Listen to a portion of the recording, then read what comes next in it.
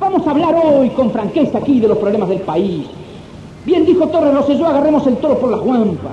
Vamos a hablar en la plaza pública de los Tupamaros, y vamos a hacer la historia de los Tupamaros, y vamos a establecer cuándo surgieron los Tupamaros y cuándo comenzó la violencia.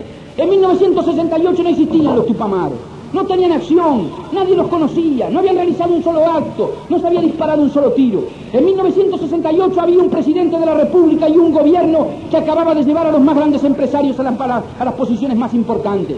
Y ese estaba en las vísperas prácticamente de una nueva devaluación. Ya el 6 de noviembre del 67 se había firmado una nueva carta de intención con el Fondo Monetario Internacional. La carta de intención que suponía una entrega similar a la que Ortiz y Assini años antes habían hecho a nombre de los blancos.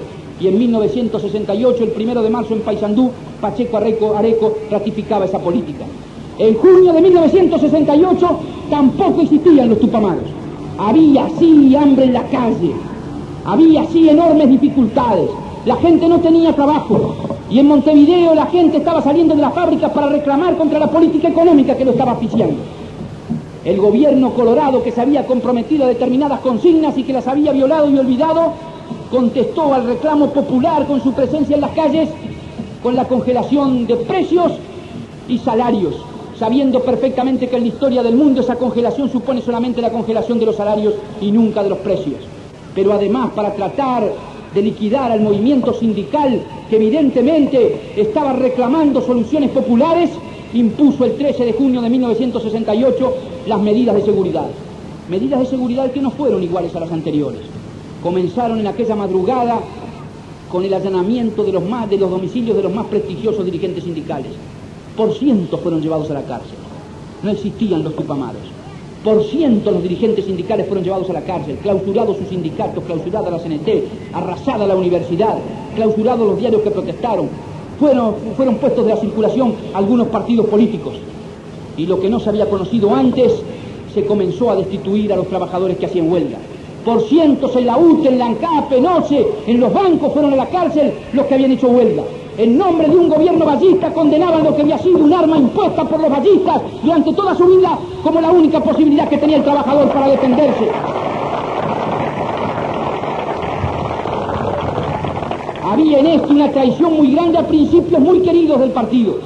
El partido había defendido siempre la posibilidad del trabajador de organizarse.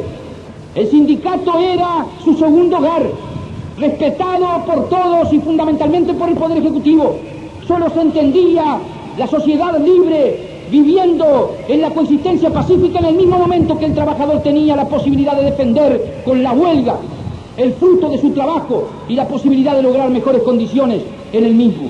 En el mismo momento que el Poder Ejecutivo rompió con esto, ya estaba creando el clima de la violencia, porque esa es la violencia. Entendámonos, la violencia no es solamente el arma en la mano, la violencia no es el cuchillo, no es el revólver, no es la metralleta, hay otras clases de violencia. La violencia es la persecución al trabajador, la violencia es echarlo de su trabajo, la violencia es condenarlo al hambre, la violencia es darle un salario con el cual no puede vivir, la violencia es una jubilación que lo mata de hambre, la violencia es obligarlo a la quiebra, la violencia es no comprarle su cosecha, la violencia es abrir las puertas del país para el contrabando de los grandes latifundios. La violencia son las listas negras, sepan ustedes. Aquí en Mercedes quizás no se comentó nunca, pero es cierto. En las listas negras figuran en el Uruguay los expulsados de UTE no consiguen trabajo en ningún lado. Los expulsados de los bancos no consiguen trabajo en ningún lado. El gobierno hace circular listas negras. Y son uruguayos. Y en aquel entonces hubo también procedimientos que hubieran debido merecer la intervención de los organismos internacionales. Nosotros lo denunciamos en el Senado. Cuando la huelga de la UTE, más allá del acierto, del error, de las reivindicaciones que se solicitaban, los trabajadores fueron obligados a salir de la UTE frente al puerto de Montevideo, más de 300, se les puso de rodillas, se les obligó a inclinar la cabeza, las manos aquí en la nuca. Esto está denunciado en el Senado. Yo no digo aquí nada que no haya dicho antes en presencia de los ministros.